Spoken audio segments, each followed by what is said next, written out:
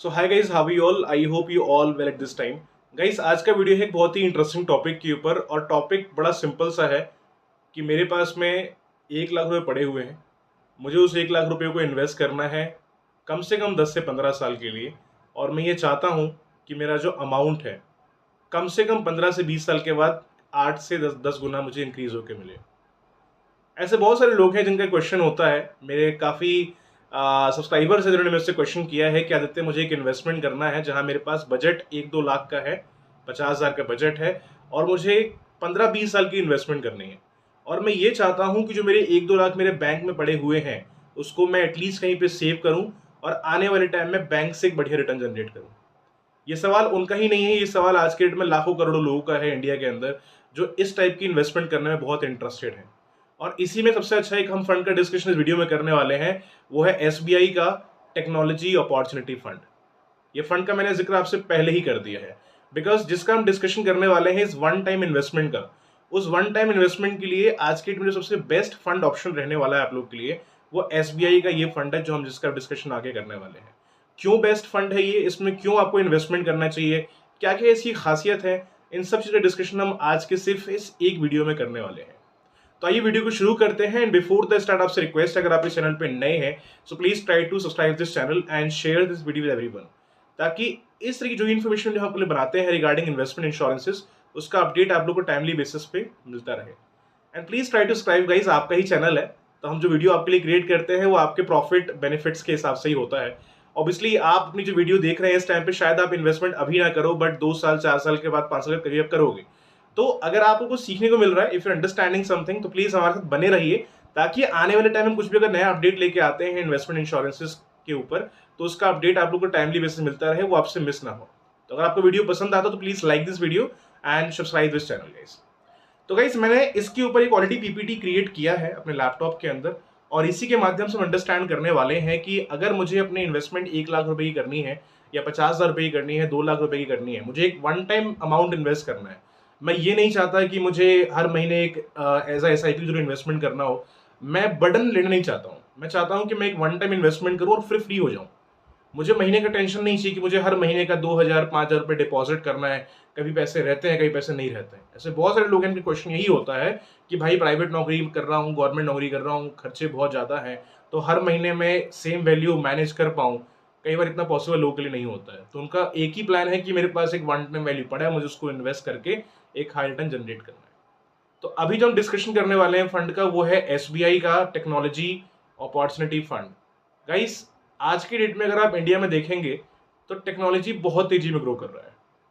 आप आईटी की बात कर लो, ईवी की बात कर लो, ग्रीन एनर्जीज की बात कर लो, हर जगह देखो आज के डेट में इंडिया में टेक्नोलॉजी बहुत तेजी में ग्रो कर रहा है, नई नई चीजें आ रही हैं।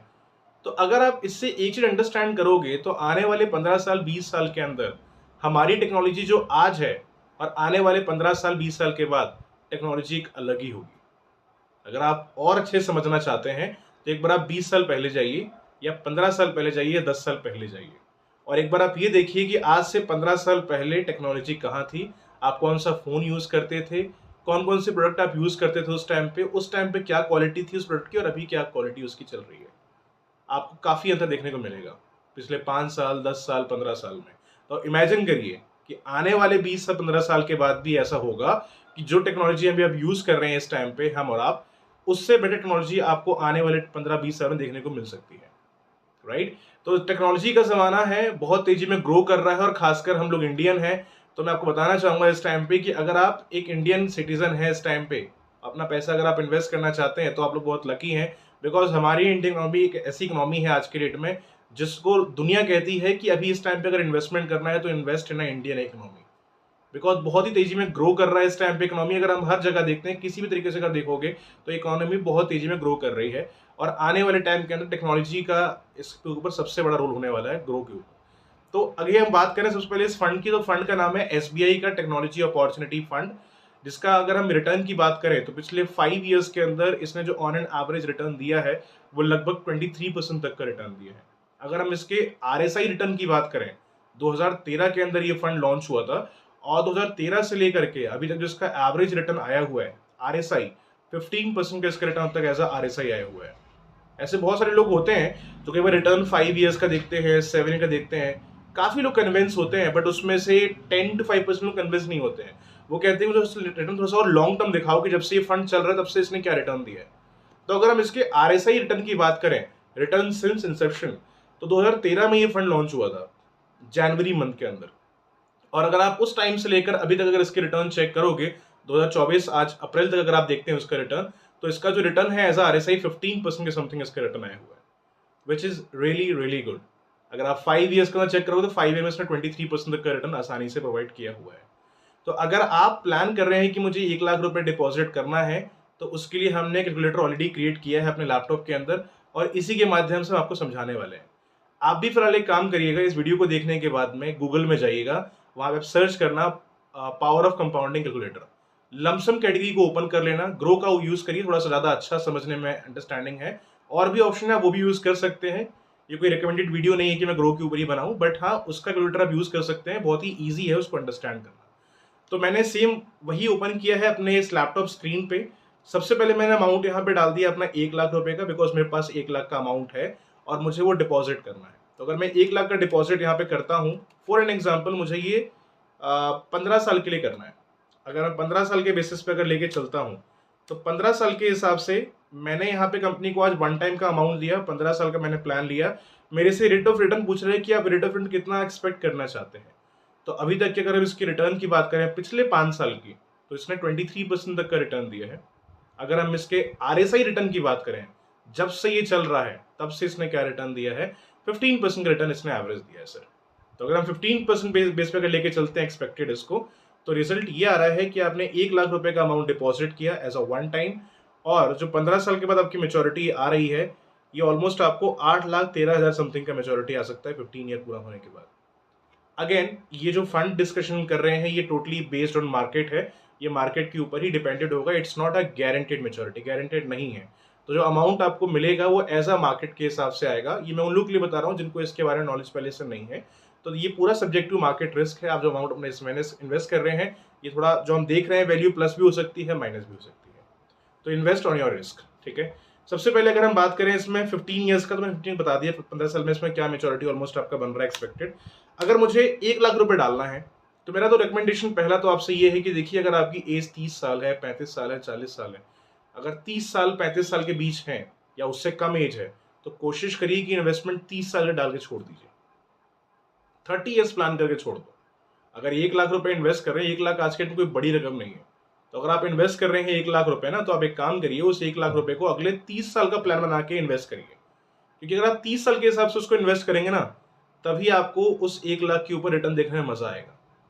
आप एक बार अपने कैलकुलेटर को ओपन करिए, पावर ऑफ कंपाउंडिंग को, उसमें जाइए, वहां पे अमाउंट डालिए 1 लाख रुपए one time, expected rate of return ज्यादा नहीं, 15% आप लीजिए एक्सपेक्टेड, और जो पॉलिसी टर्म है उसको रख लीजिए 30 साल का।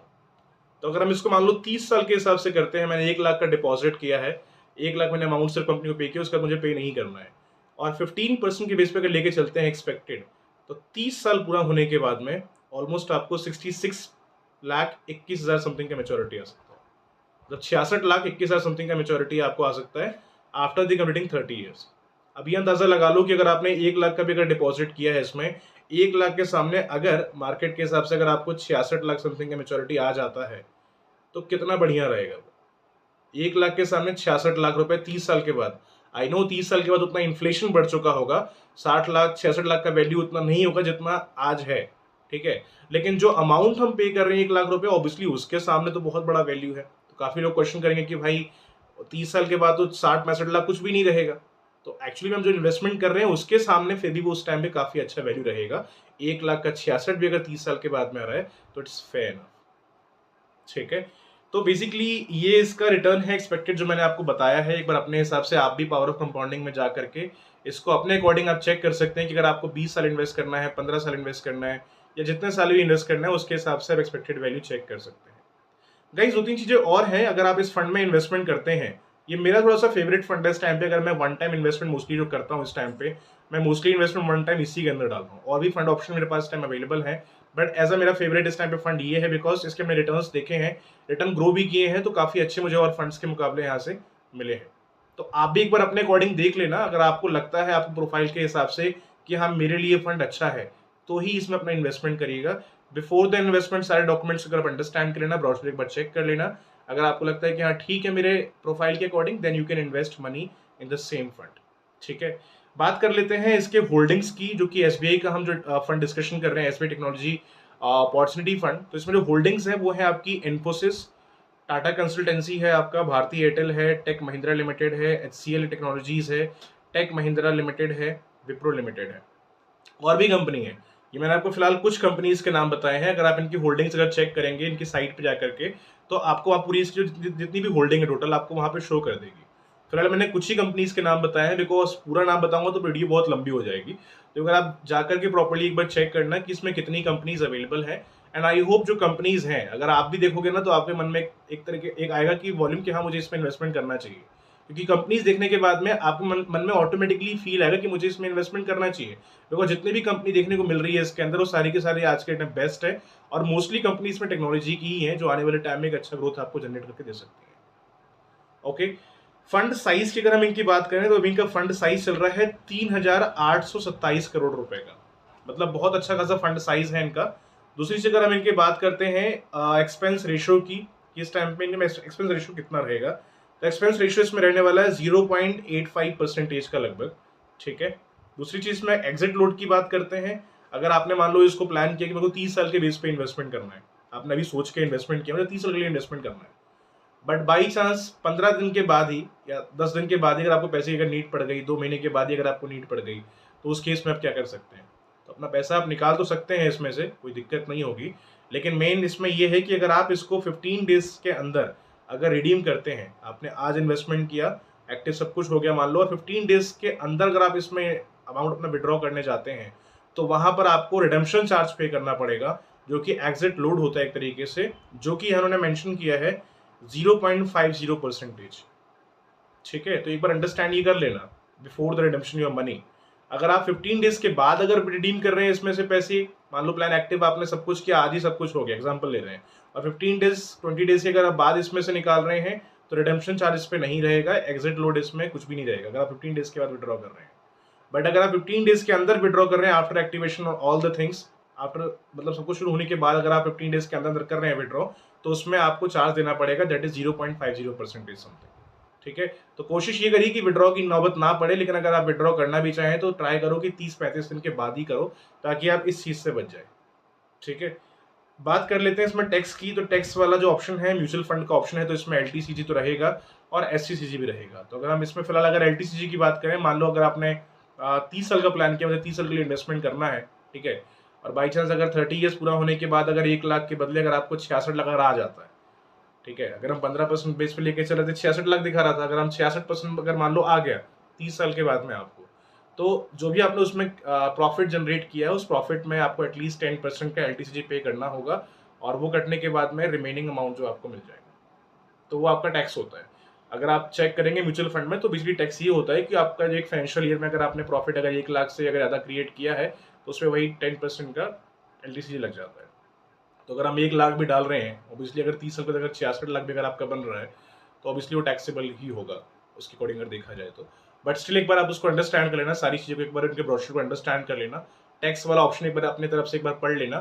फिर भी कोई क्वेरी डाउट अगर आप माइंड में रहते हैं रिगार्डिंग दिस फंड, तो you can raise your question in the comment box, I try to give the answer as soon as possible guys. तो गाइस प्लीज कमेंट में जरूर बताइएगा वीडियो आप लोग कैसा लगा है, अगर आपको बेनिफिशियल लगा है आपके फ्यूचर नीड्स के हिसाब से, तो please like this video and share with everyone. तो मिलते हैं नेक्स्ट वीडियो के अंदर, तो गाइस तब तक के लिए have a nice day, thank you.